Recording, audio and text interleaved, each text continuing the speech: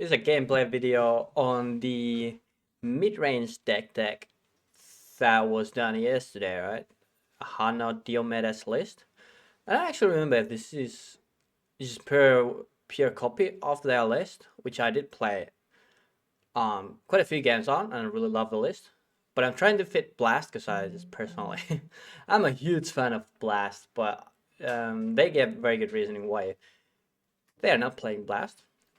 But I'm trying. So it's very interesting also because, like they said, Aurora is favorite matchup and shares pretty large meta spread, as well as Dash IO, which they also said is a favorite one. And I actually managed to fatigue Dash IO yesterday.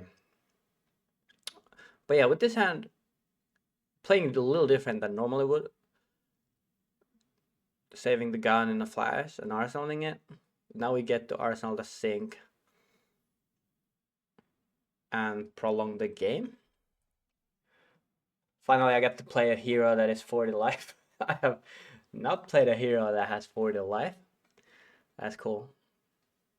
But this is just 2 damage, we can just take it. It's no big deal.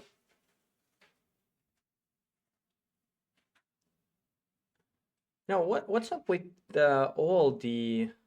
Just had to take the screenshot because I just like succumb to temptation because I don't get why aggro decks need to have on hit like disruption slash discard, or like in moderation it's cool, but when they get to see your hand and pick that card, it's really annoying to deal with Oscilio.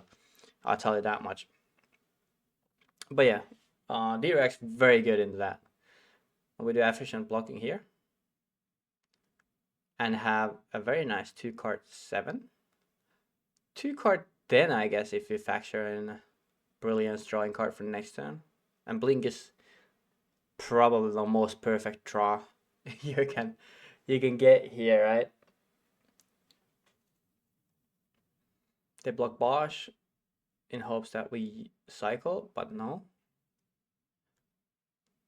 Need to play around a Bosch a little. This end would look to go combo technically, or very extended with current funnel. Don't even need Grievous. You could go like Gano Flash, Blink, current funnel, Gano Flash, instant, and then a spell, or Gano Flash instant, and arsenal. But the double syncs are there, but it still doesn't matter really. That is a little tricky. It was pretty bad that they just passed there, but at least threaten to get the... Oh, never mind. Threaten nothing. They can just take 3. But at least we hold a lot of blocking power, I guess. But it's like that turn cycle didn't go very well. It's not always great to draw multiple of the reacts, which sometimes happens when you got 6. But I got used to playing with... How many reacts did I play in Kano? 8, I think.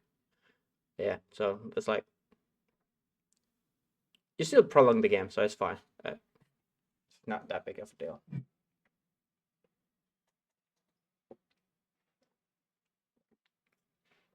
And again, we get to do here the nice power play of swinging for 4, and actually deny this one as well, so it's +1 value more. Didn't get the ping for it. Slam that in. The Spur Number Shock would take this, draw on Lightning Valley.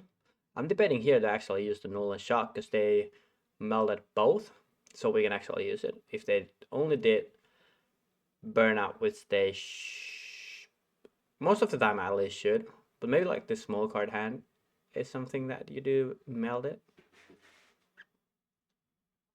And now they need to AB 2. They didn't have.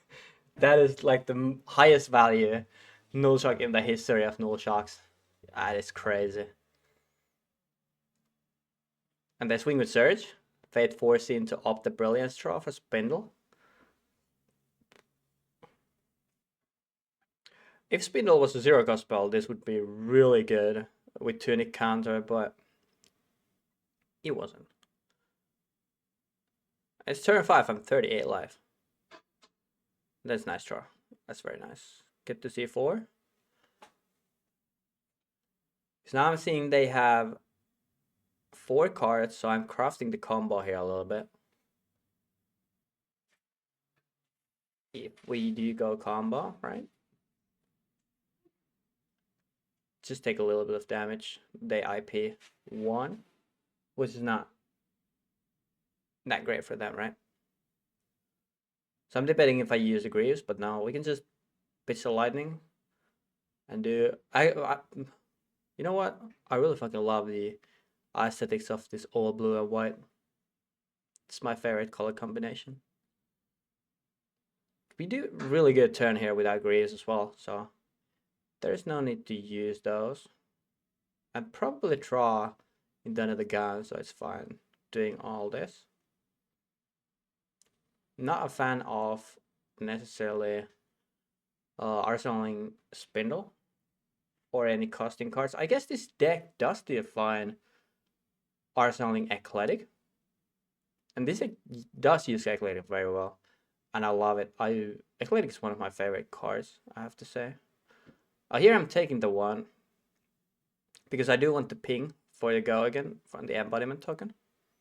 So that sets up for 2 turns onward, because here we get to at least draw 1 up 1 arsenal.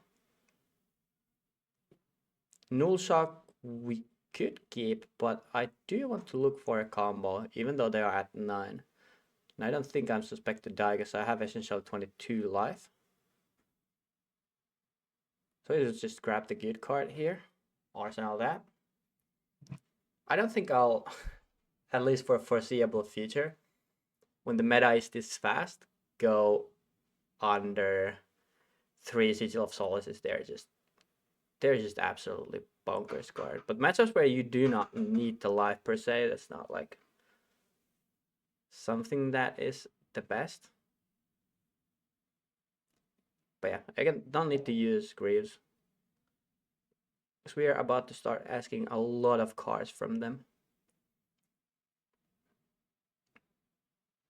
Do you want to see the Troll Fire? If that changes anything, it gives us a nice arsenal. And this Mind Warp demands again 1 card more. Now they have 2 card hand. We just play the Solace on arsenal etchings. 2 card 8 is probably not happening. Oh well, 2 card 10. 2 card 8 would be just about within reason.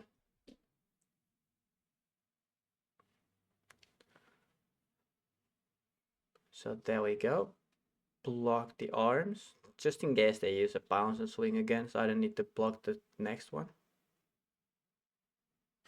So I'm thinking this hand here a little bit, if I should cycle or not, because I do want to keep the Comet Storm Shock, just in case this does not kill.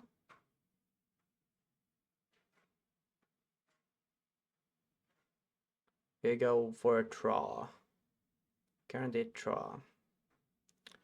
And now I should not cycle this. I wasn't thinking I'm playing out of the box, but I wanted the blue to arsenal for a blue or yellow, so I could like arsenal the Comet Storm Shock.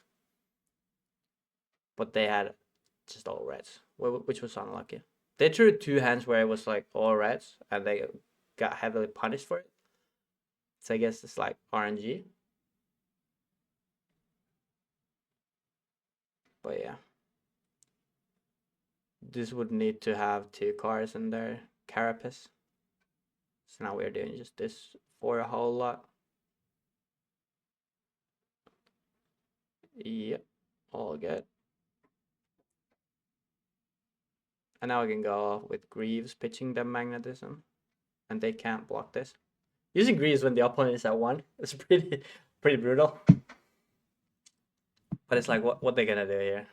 You just go off really hard. And it's actually unerringly funny that the average value per turn is exactly 12. Because we mostly just block all cards, right?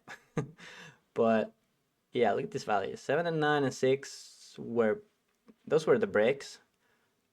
But like apart from this, I didn't even play Grief's turn really this game. Like this was just average, this 12. So like these 3 turns would be detrimental if you were playing just straight up aggro and had to draw your hands. But this way, when you prolong the game a lot, you just get to see most of your cards and actually puzzle them together in a way where it's like very consistent, which I like a lot.